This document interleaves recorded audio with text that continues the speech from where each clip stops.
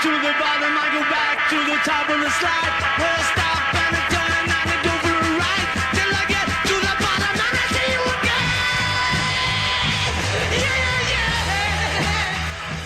yeah. I have a dream one day right there in Alabama, little black boys and black girls will be able to join hands with little white boys and white girls as sisters and brothers. I have a dream today.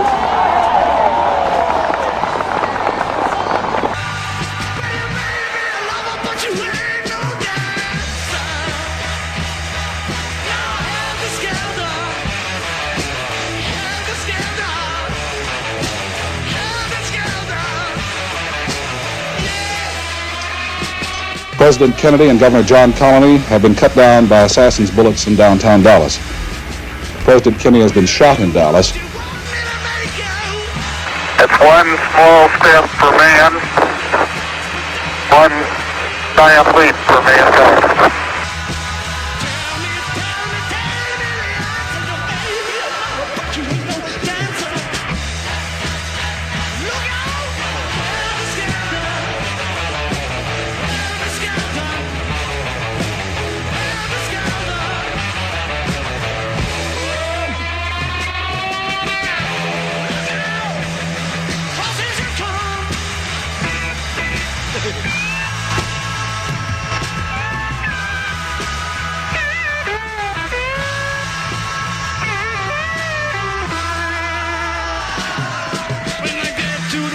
I go back to the top of the slide, and I stop and I turn and I go for a ride, and I get to the bottom and I see you again.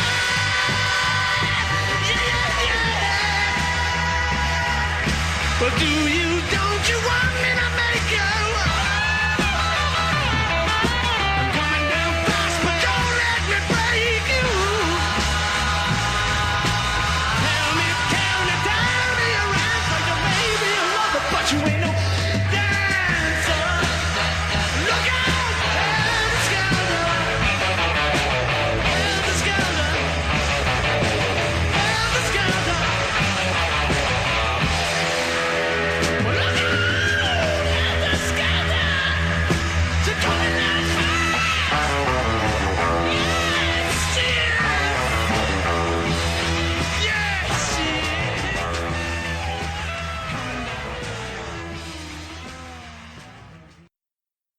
1968, the Beatles write the song Helter Skelter. What do you think the lyrics mean? What is the truth about the song? Now, I might say one thing and someone else might say something else. I might say the song is about love, romance. See the line, you may be a lover, but you ain't no dancer? Someone else might say, no, it's about addiction. When I get to the bottom, I go back to the top of the slide, and I stop and I turn and I go for a ride, and I get to the bottom and I see you again. Yeah, yeah, yeah. It's about the cycle of addiction. And someone else will say, hey, it doesn't mean anything. The Beatles were high all the time, man. Some would say, you just need to dissect every word and every sentence, and then logically, rationally, scientifically, you will know for certain what the meaning of the song is. Others would say, no, the song doesn't have any objectively true meaning. All that matters is what it means to you personally. And how you think about the question, in many ways, depends on whether you think like a modern or a postmodern person. The modern age was from around the 1500s and 1600s to the 1960s. You know, the age of the printing press, electricity, factories, trains, planes, calculators, the modern age of science. Remember, we began with Galileo and the scientific revolution of reason? And in the modern age, we saw truth like this. Truth is out there in the world, and humans can directly access it through reason and science. Through reason and science, we can know the world as it is. We can know truth directly. We can be certain about truth. Look, there is a piano. I can see it with my own two eyes. It must be true. I am certain it exists. I'm seeing it directly. There is a straight line from my eyes to the piano, uninhibited by anything in between. Look, using science, we've uncovered the atom. It must be true. Science says so. We can be certain of it. Hey, if you just break down the words of Helter Skelter and you dissect it piece by piece, then rationally you can know for certain what the song means. The modern age believed that truth was something out there in the world, and that if you try hard enough, if we put our minds to it, we could access that truth directly. We can draw a straight line from us humans to the truth, and we can just go out and get it and bring it back. But then a number of things happened, and the modern mindset collapsed in on itself. The very science and reason that made us so certain about reality and truth, we then used to create bombs that could destroy entire cities. We then used to create guns and gas chambers. 2 world wars showed us how our technology could turn against us. We realized that we had too much faith in science and reason. Perhaps this line is not so straight after all. At the same time, we were becoming aware of how big the world is. In one city, if you go to New York, for example, you can encounter people from China, India, England, Brazil, Australia, Russia, Africa. Multiculturalism was the beginning. Globalization, exposure to different people. For the first time, we were appreciating how different the world's cultures, religions, philosophies were. We began to appreciate how we all see truth through our own filter. A man from New Jersey will see the world very differently than a grandmother from Calcutta. You do not access truth directly. You are always filtering the world through your own lens, as if distorted by a sheet of glass. You're always filtering truth through your culture. Because of how language is used, some cultures can't even hear certain sounds. They've filtered them out. We are literally hearing different worlds. The Himba tribe in Namibia used the same word for dark blue, green, brown, purple, red, and black. And so now, they can't distinguish between them anymore. You show them a slide with dark green and dark blue, and they can't tell you what the difference is. But the Zulus have 39 different words for green. They can see shades of color that we don't even know exist. We are literally seeing different worlds. Some cultures are very communal. Some are individualistic. Some cultures are future-oriented. Progress, progress, progress. Other cultures are past-oriented. Tradition, family, heritage, respect. Some cultures are present-oriented, living in the now. We filter truth and reality and right and wrong through our culture. It is the lens that we wear that filters how we see everything. We also filter our experience of the world through our age.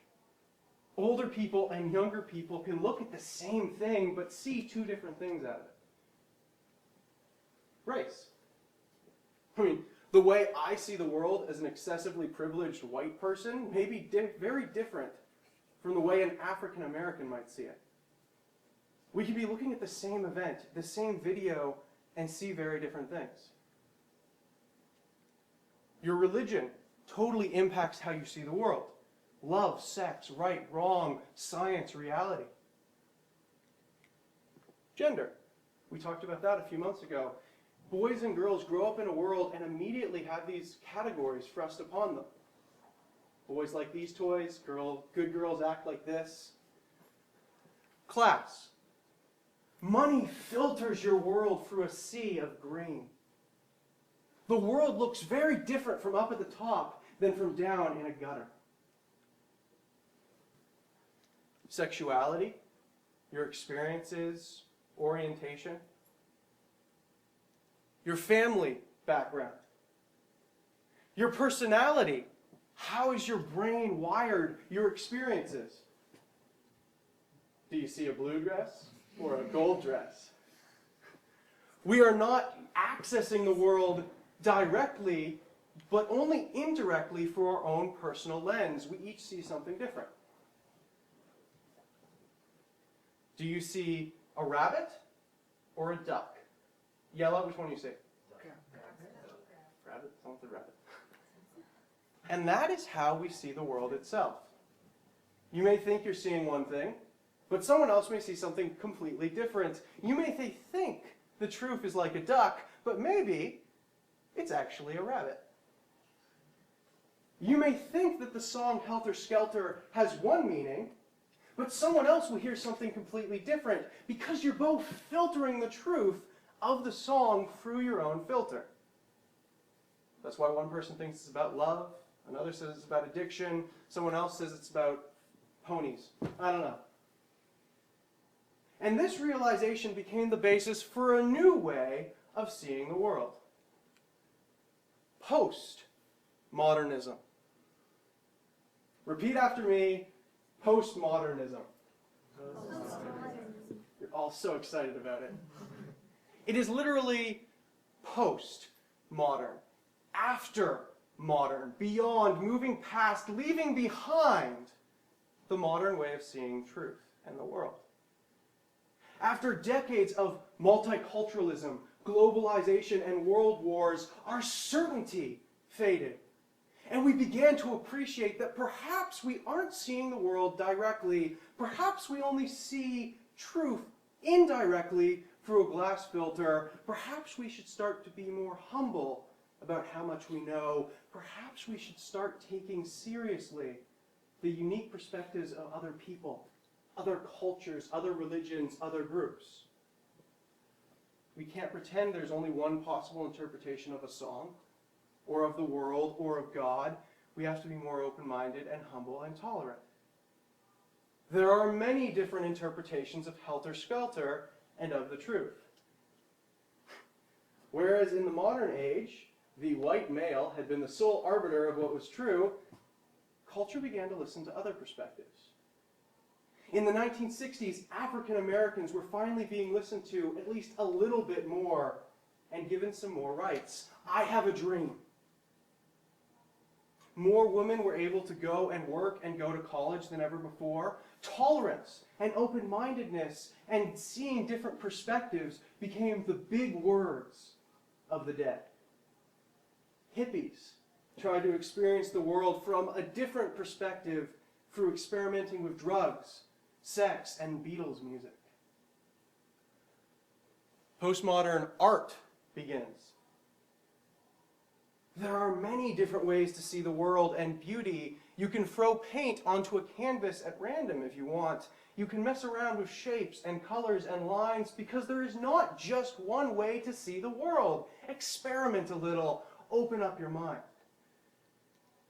We can place giant jelly beans on the grass in downtown Vancouver.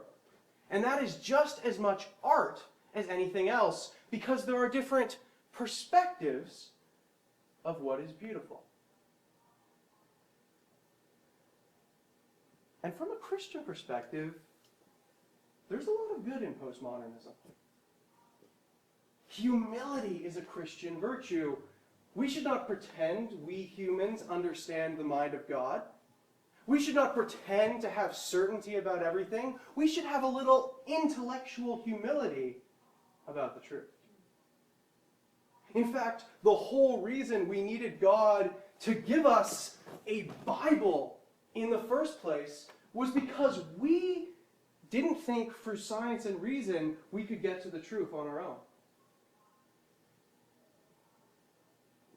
Furthermore, as a Christian, I actually add another layer to the list of filters distancing us from the truth. Sin. Humanity is fallen. Our sin gets in the way of us seeing the truth. Our rage gets in the way of calm reflection. Our insecurity makes us paranoid and imagine that people are saying things that they're not. It alters our perception of reality. There is something very Christian about postmodernism. However, that's not the whole story. Postmodernism didn't just end by acknowledging the filter between us and truth. No, it went one step further than that. Many postmodernists began to say, we can't talk about truth at all. The filter is so great that we can't cross it. No one can get outside of their culture and background in order to see reality as it really is. You're always held back by your assumptions and biases, your upbringing, religion, culture. Truth, if it exists, is unattainable. You can't get to it through the filter. And then some postmodernists went even further than that. They said there is no such thing as truth. There is nothing on the other side of the filter. It's not just that we can't figure out what truth is, it's that there is no truth to figure out. There are no big truths that apply to all people everywhere. There are no absolutes. There are no objective truths. Truth is subjective. Truth is relative. Truth is just what your culture or religion or you decide that it is. There's nothing higher than that. And in this sense, Friedrich Nietzsche was the first postmodernist. Friedrich Nietzsche. Friedrich Nietzsche. Remember him from a few weeks back? He was postmodern before postmodernism was cool. Nietzsche said that morality is subjective, relative, a matter of personal taste. Like, which ice cream flavor do you think is best? And now postmodernism applied his ideas about morality to truth itself. Truth is not objective. Truth is subjective. Truth is whatever you decide it is. Truth is a matter of personal taste. Truth is whatever a group of people get together and agree it is. Truth is relative to your culture, religion, race, gender, personality. There are no absolute truths, and even if there were, you couldn't reach them across the filter. Words, language, ideas, and songs don't have any objective meaning or truth. They just mean whatever you think they mean. There's no true way to interpret Helter Skelter. It just means what you want it to mean. It just means whatever your context, your culture, your social group, whatever you decide it means. And there's nothing higher than that to judge one interpretation objectively right and others wrong. Instead of big capital T truths that apply to everyone everywhere, in the postmodern age, all there are lowercase t truths. There are as many truths and paths as there are cultures. There are as many truths as there are social groups. There are as many truths as there are people. Your way might be true for you, but it's not true for me. Your truth is your truth, and my truth is my truth. This is my path. This is the right life for me. Your culture says one thing, my culture says another, and neither is right or wrong because truth is relative. You can't tell anyone they're wrong. That's intolerant. Don't impose your truth on other people. Your truth is your truth, and their truth is their truth. judge me. I'm living my truth. It might not be true for you, but it's true for me. And there is nothing higher than us that says one of us is right and the other is wrong. There is no one right perspective that is anchored in the perfect bird's eye view of God. No. There are just billions of individual human perspectives, and no truth is higher than us by which to judge one right and the other wrong. Surveying history, Nietzsche said, it's no longer a mystery. God is dead. Where is your God in trenches, camps, gas, and ghettos? We don't need God to stand tall in our postmodern stilettos. It's all about humanity. The us, the here, the now. No higher meaning. But we live on somehow. In 2015, Anno Domini.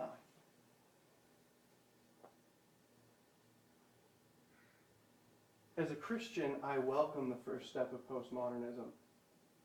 I admit there's a filter between us and truth, and we should be more open-minded and tolerant and respectful.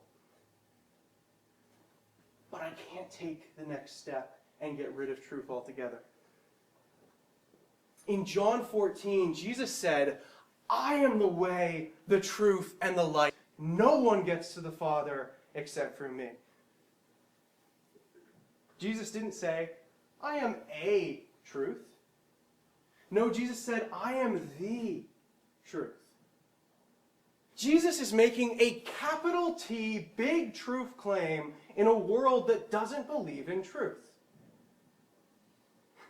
I mean, a lot of people say to me, your religion might say there's a God, and that's true for you, but it's not true for me. I don't believe in God. I believe in love. Or I believe in humanism. Or I believe in pixie dust. And that's okay. We're both right. Your truth is your truth, and my truth is my truth. You might believe one thing about sexuality, but I believe I can just go and sleep with whoever I want. And neither of us is right or wrong, because at the end of the day, there is no higher truth that applies to everyone. What's true for you is true for you, but it's not true for me. Don't judge me. Your path is your path, but I have my own path. You might read the Bible in one way, and I might read it another, and neither of us is right or wrong, because all that matters is how faith is true for you. Words, truth, books, Bibles, Beatles songs, they have no objective meaning. It's just what it means to you. And one of the questions I always hear is, how can you believe Jesus is the way, the truth, and the light? Isn't that closed-minded? Isn't that arrogant? Isn't that a little bit mean? Because you're implying that you have the truth and other people don't. I mean, you all know people who act weird when they find out you're a Christian because they're worried that you're going to impose your faith on them, right? They say things like, well, there is no quote-unquote truth. Your truth is your truth and mine is mine. Don't impose yours on me and we're good. And I say, so you're saying that I shouldn't impose my truth on others? Yes, of course. So it is true that I shouldn't impose my truth on others? Yeah. So there is truth then? No, there's not. But you just said it's true that I shouldn't impose my truth on others. So you do believe there is at least one truth, in which case, what's wrong with me as a Christian believing I have the truth? No, I just said it. There is no truth. Okay, but is it true that there is no truth? Yes. So there is truth then? No, there's not. And it's amazing how often I have this conversation and people refuse to acknowledge the point. There's just something hardwired into our postmodern culture that blindly refuses to acknowledge this contradiction in itself. And as a Christian, I might not always be 100% certain exactly what the truth is. I might be limited by my filter, but that doesn't mean there is no truth behind the filter at all. And to say that is to assume that you yourself have gotten past the filter and have seen that there's nothing back there. You're doing exactly what you're claiming I'm doing. And you can't do that. You can't say, there is no truth, and that's the truth. you can't get rid of truth, then bring it back when it's convenient. Do you remember when Jesus was on trial and he was sent to the Roman governor Pontius Pilate to be sentenced? Pilate asked Jesus, "Who are you?" And Jesus answers, "The reason I was born and came into the world is to testify to the truth. Everyone on the side of truth listens to me." And Pilate says, "What is truth?" And then he walks out of the room. And that's our culture. Our postmodern world is Pontius Pilate saying, "What is truth?" And like Pontius Pilate sentencing Christ, today you're faced with a decision. Kill off truth or let it live.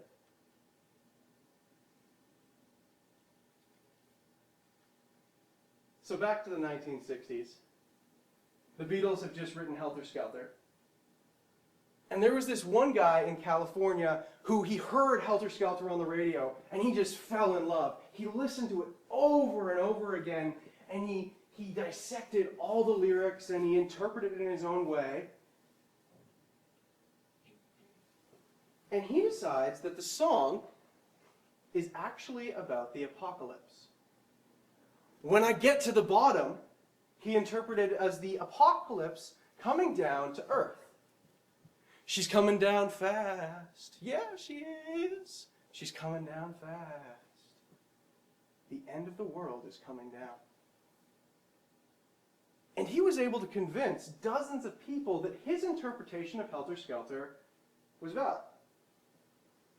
It was the summer of love, the height of hippie madness, the pinnacle of 1960s experimentation, and people were willing to try anything and experiment with any truths.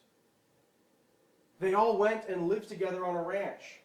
They followed this man. They created their own community, their own culture, listening to the Beatles, interpreting their songs together. They loved their leader. They listened to his interpretations. They obeyed his commands. They worshipped Charles Manson. Manson believed that the Helter Skelter apocalypse would begin soon, but they were the ones who needed to kick it off. So they went to the house of a famous Hollywood director, Roman Polanski.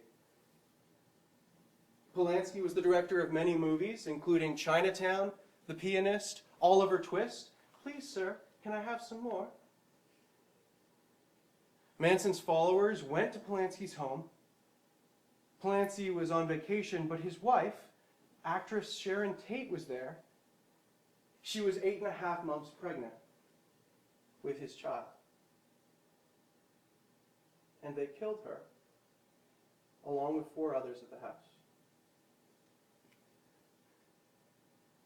And before they would leave their victims' houses, they would write Beatles lyrics on the walls in blood. Here, written in blood on their fridge door, is Helter Skelter.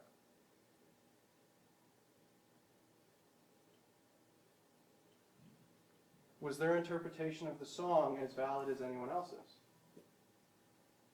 Was their truth their truth? If there is no absolute truth that applies to everyone, then reality, good and evil, Beatles songs have no objective meaning. It's just what it means to you. One of Manson's followers even said later on the record, "This is what's right for me." Now, of course, you're thinking, the Manson murders are a pretty extreme example there, Jonathan. But see, either there is some kind of truth or there isn't. You can't get rid of truth but have it come back when it's convenient. You can't get rid of truth, then bring her back in when you want to tell Manson he's wrong. You can't invite truth in at night when you need her, only to kick her out the morning after.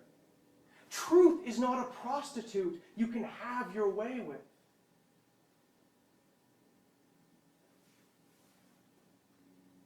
You know, if you go to the place in England where the Beatles are from, you'll discover that the term Helter Skelter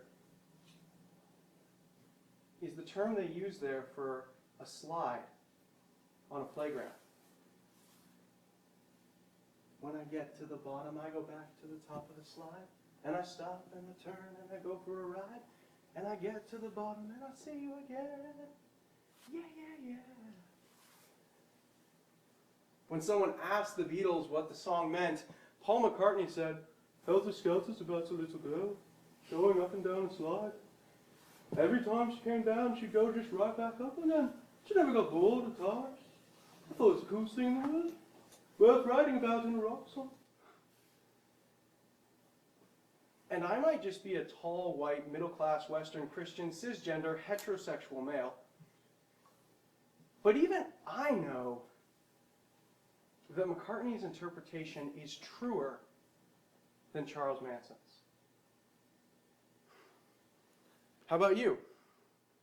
What do you think? What is true?